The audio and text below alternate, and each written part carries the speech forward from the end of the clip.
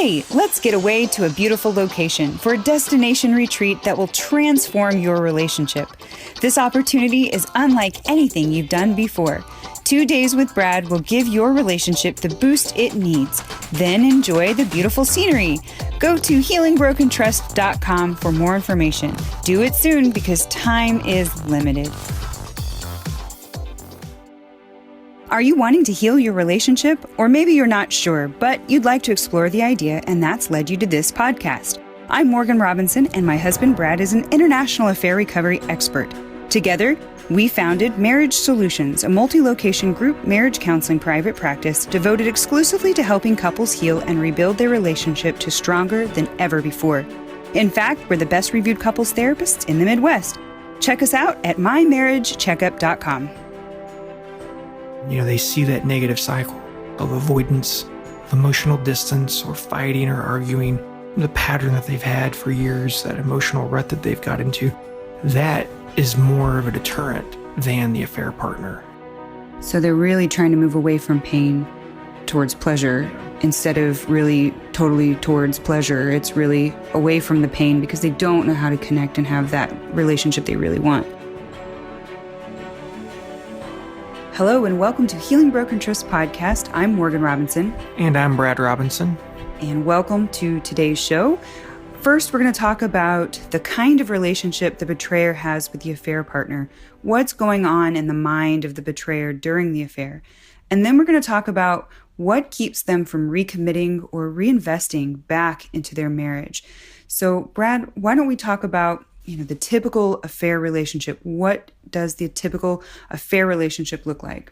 Okay, Morgan, that's a really good question. I want to preface by saying that when I talk about this, I'm talking about what's probably generally true and not necessarily what's specifically true about every affair and every relationship that somebody has with their affair partner. And so I would just say that this is probably generally true most of the time. And this is typically what I see. But I just want to preface that because there obviously are going to be exceptions to this. So Morgan, your question is what does a typical relationship look like? I think one of the assumptions, and this definitely was for me, is that when somebody's in an affair, it's usually rainbows and sunshine. That's what people usually think? Yeah, that's what people usually think. And that's honestly what I thought.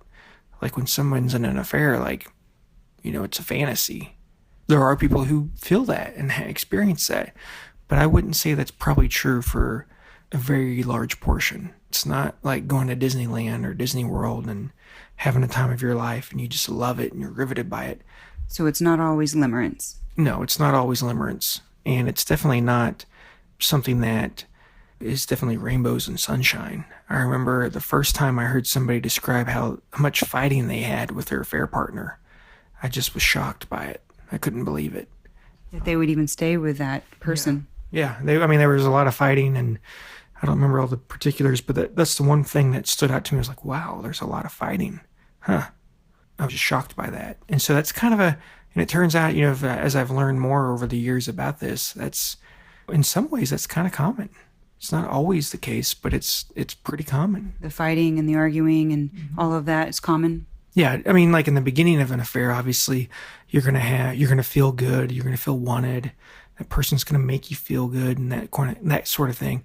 But as the relationship progresses, it kind of turns into more of a real relationship where there's disagreements and fighting and arguing, and it's not, this honeymoon type thing. It moves past that. One of the things, when people are involved in an affair, is that they're not really giving any more to the affair emotionally of themselves to the affair partner than they do with their own spouse. It's not like they're opening a door and giving something brand new that they've never given before to their affair partner that they've never given to their spouse. Often with their spouse, they've been much more vulnerable, much more intimate, much more open than they have been with their affair partner. And the main thing they get out of the affair is just feeling good about themselves. That's really interesting, Brad, that most of the time it's about feeling good about yourself. It's not necessarily that they have this great intimacy with the affair partner. And I know we've talked a little bit about that before. Do you want to expound upon that before we go to the next? What exactly are you talking about?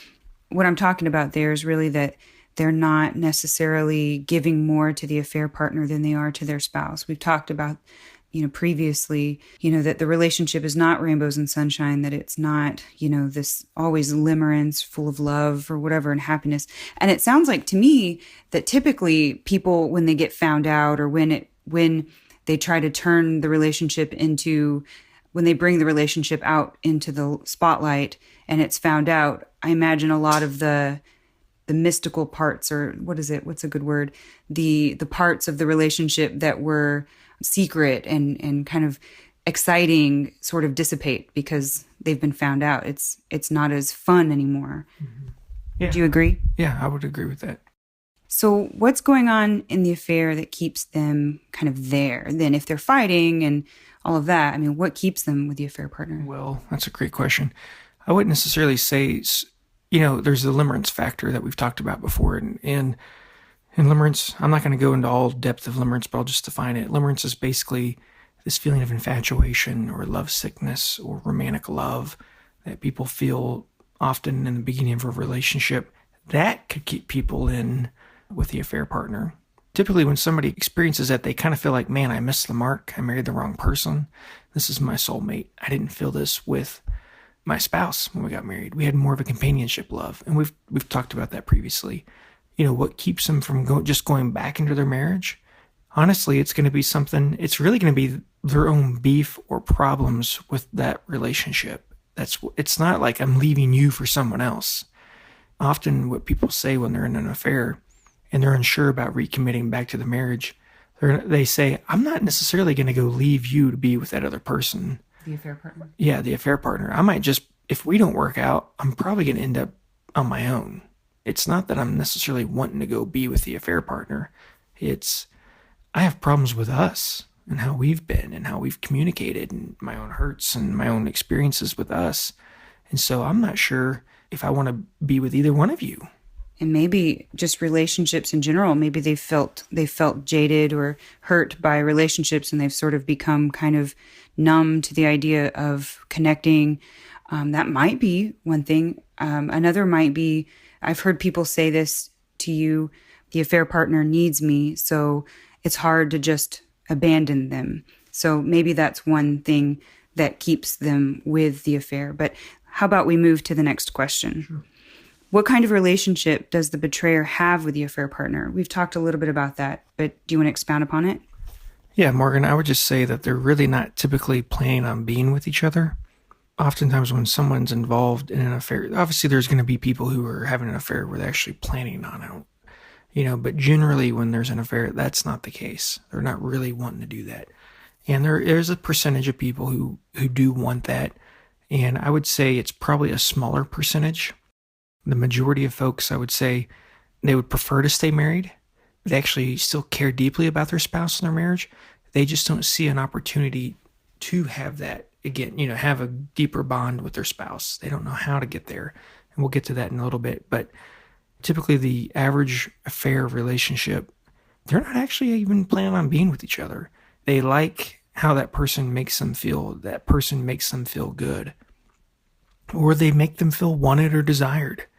And that's, something that they haven't felt potentially for a long time with their primary relationship. So basically, it's just about feeling good about themselves. Okay. Like I mentioned a second ago, they honestly would prefer to stay married, but they don't see how connecting with their spouse or their primary relationship is possible, or they don't even know how. Then you have to factor in, they see that negative cycle that's there, that negative cycle of avoidance, of emotional distance or fighting or arguing, just the pattern that they've had for years, that emotional rut that they've got into. That's a big determinant. And that, more than the affair partner being sexy and attractive and desirable, being alluring, that is more of a deterrent than the affair partner, is that negative cycle. So they're really trying to move away from pain and towards pleasure, instead of really totally towards pleasure. It's really away from the pain because they don't know how to connect and have that relationship they really want. Is that pretty accurate? I would say that's very accurate. Morgan, they don't have a lot of hope that they can get their needs met in their marriage. And so that's really the primary reason they are unsure if they want to stay together. It's not necessarily because of how they feel for the affair partner. Obviously that happens. That comes up. That's not really what it's about all the time. And again, most feel if they're not going to be with their spouse, they don't necessarily want to be with the affair partner either. It's not like I'm leaving for greener pastures. Some do, but I would say most don't, feel that way. Again, like I mentioned, the affair relationship is shockingly full of fighting, arguing, a lot of mistrust, distrust. What's also shocking is that they're so easy and quick to betray each other. Interesting. Yeah, they're often willing to betray each other. I've seen that happen a lot, Morgan, where they get pissed at the affair partner and then they're ready to come back home, be back in their primary relationship, their marriage. And then again, I would just say that the individuals who have an affair really want to connect to their spouse, but they don't know how. That's really what it's about. I would even say that about limerent relationships. The individuals I've had who've successfully worked through limerent affairs, and you can learn again more about that in the limerence episode or the one on 10 types of affairs. And for those of you who are living it and have lived it, you know how tricky that is. I would say they deep down really do want to connect to their spouse, but they just don't know how. And the negative cycle and those factors and all that goes into play. So, Brad, why do they hesitate on totally committing back into the relationship? I'm going to use clients' words, different clients' words that I've heard, and I'm going to kind of use their language to describe this. So what would they say on why they hesitate in totally committing back into their relationship? They would say things like, I feel unworthy or unlovable all the time. I haven't felt good enough for a long time. They would also say this, and this is really important. Can I be forgiven? Will I always be on lockdown? I don't think I'll actually be good enough to make you forget. Is our relationship too tainted now? Is even coming back possible? Sometimes they would even say they feel they can't reassure their spouse because of what they're doing, because, they're not ending the affair. So it's like, how can I reassure you and come back? There's such a hole in me. I know the right thing is to probably come back to you and work on it for our sake, and it's just the right thing to do. But there's such a hole in me left in me by our negative cycle and our pattern that I don't know if I can really stop this affair. And again, it's not that I want to be with them, because I would choose to ultimately probably not be with them anyway, but that person just makes me feel good about myself. They feel like they can't really reassure their spouse because, they're still doing it. It's like promising to never gamble again as you're pulling the slot machines, Right. It's like, well, I can't That's really, I can't really give you that full reassurance that you need that I'm going to quit gambling because I'm pulling the lever right now. I'm pulling the lever. I'm not ready to quit yet. Here's what else they would say. They would say things like, I don't deserve you anymore because you're making all these changes and growing, and I'm a wrecking ball breaking crap up for us. Wow. That's some great imagery, really. I'm being that wrecking ball because if something happens, it won't be as big of a hit. I don't ask, so basically if I'm a wrecking ball and push you away when we don't work out, because I don't have much faith that it will, because I've been hurt. Now you're hurt. I don't have this confidence that we're going to be okay. So I'm this wrecking ball right now to push you away, to actually, because I care about you, to actually make it easier on you. So if you can start withdrawing too, you're not going to get as hurt by all this. The disconnect will be easier because I've just been hard on us. And if I just make myself look so ugly and terrible and awful, it'll be easy for you to let me go. And it'll be easy for this relationship to dissolve, kind of thing. Yeah, absolutely.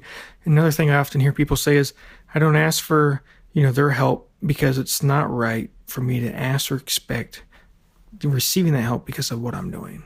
It's hard to tell you my needs and ask you to be there for me because of what I'm doing. That's not fair to you. So those are some things that I've heard people say before that causes them to hesitate in, kind of fully recommitting.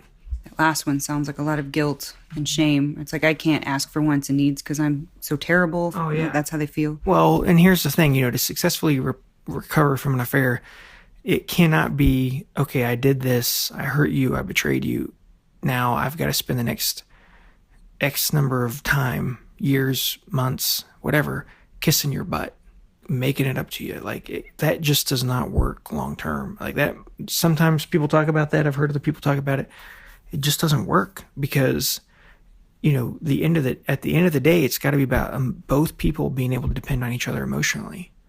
People often get into an affair because they don't feel like they can fully count on their spouse to be there for them emotionally because of that negative cycle.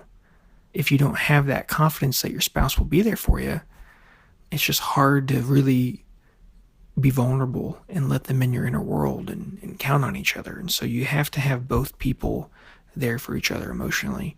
One of the things often is that once somebody has an affair, they think, man, I screwed up so bad. I got to really go to you and focus on you. It's wrong to talk about my needs. I see how hurt you are. And maybe in the immediate crisis and aftermath, they're right. Maybe it's like, maybe they're right. I just really hurt you right now and I see you're suffering. I can't ask you to be there for me. But to have a successful marriage, you have to really think and feel and believe that you can. But you only get that through couples therapy. You're not going to get that on your own trying to work through this. You're just not going to get there on your own. Like, you need to get good help.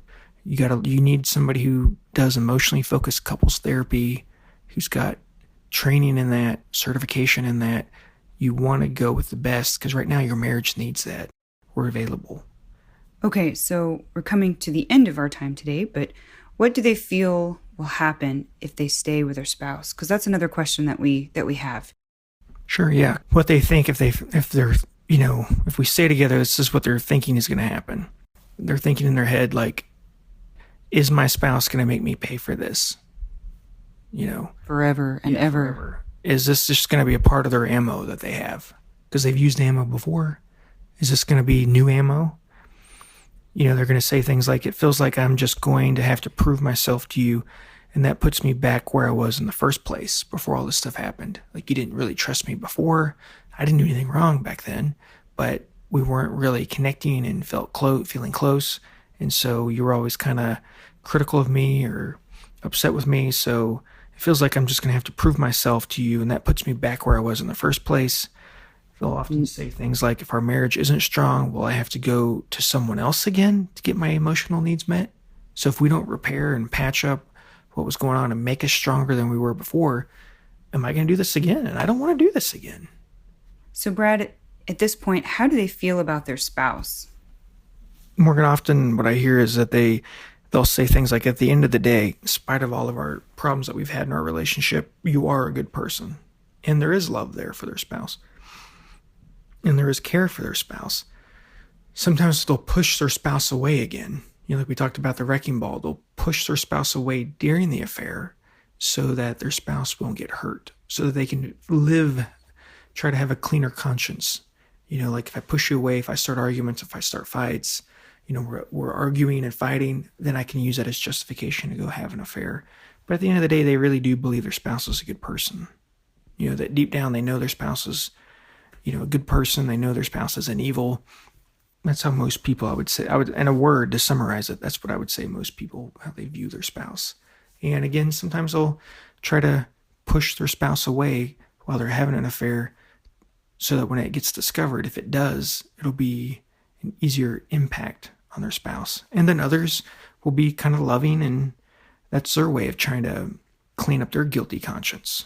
They're trying to manage guilt either way. Like, I'll push you away to manage guilt, but if I can be really sweet and loving and endearing while the affair is going on, and and you'll never detect it, then I won't have to live with guilt because you'll never find out. And so they're both trying to manage their guilt in either strategy that they take. But they really do feel like their spouse is a good person. And, and this is what someone said once is, even if I wanted to, I can't stop loving you overnight. Like if we weren't together, even if I wanted to, I couldn't stop loving you overnight. And that's what someone said when they were still seeing the affair partner. Like, there's still a lot of love there. And as you guys can tell as you're listening to this is complicated stuff. This isn't easy stuff. And so if you guys need help, we're here. Go to healingbrokentrust.com and you can find out more information about working with us. And I appreciate your time and you guys can make it. You can do this. Absolutely. You can also give us a call at 918-281-6060. You can talk to one of our client care coordinators and book your retreat. It's an intensive one-on-one retreat. So it's just one couple and Brad. Typically people come in for 1, 2, or 3 days, whatever availability we have. And you're welcome to come. We have people coming in from all over the country. So 918-281-6060. You can check us out at healingbrokentrust.com. Have a wonderful week, guys. Well, have you booked your retreat yet? Make sure to go to healingbrokentrust.com for more information and call 918-281-6060 to book your retreat today. We hope you enjoyed this episode of Healing Broken Trust podcast. As always, this information is for education and entertainment purposes only.